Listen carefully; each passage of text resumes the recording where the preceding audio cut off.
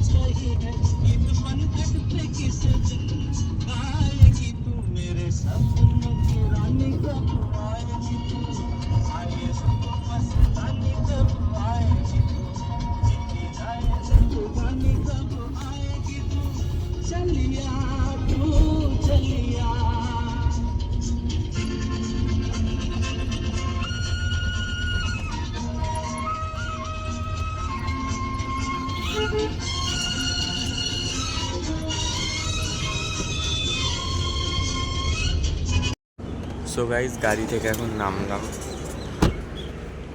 এখানে খাওয়া দাওয়া করবো, দেন আবার যাবো। এখন 12:30 বাজছে, খানিকক্ষণ পর আসছে।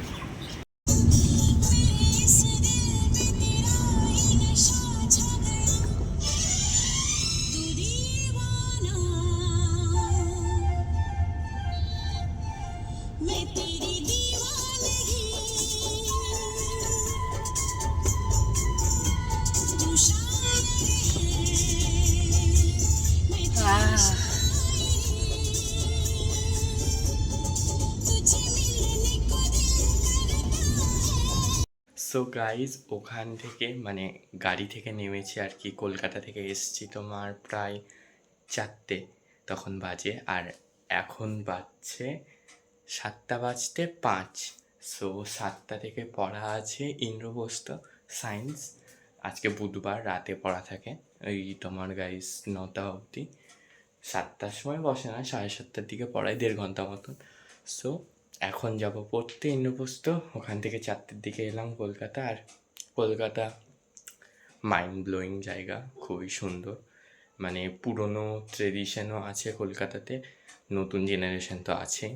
খুব সুন্দর লাগলো কলকাতা ঘুরে।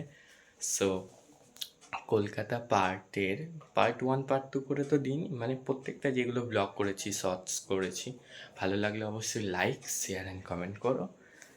কলকাতার ব্লগ এইবারকার মতন এখানেই শেষ। আবার যখন যাব তখন দক্ষিণেশ্বর, বেলুড় মাঠ, এগুলো সব যাওয়া হলো না। সায়েন্স সিটি, জাদুঘর, ওগুলোই নিশ্চয়ই যাব আবার। সো আজকের ব্লগটা এখানেই শেষ। দেখা হচ্ছে নেক্সট অন্য কোনো ধামাকাদার ব্লগের সাথে। ততক্ষণের জন্য ভালো থেকো, সুস্থ থেকো। Thank you so much for watching.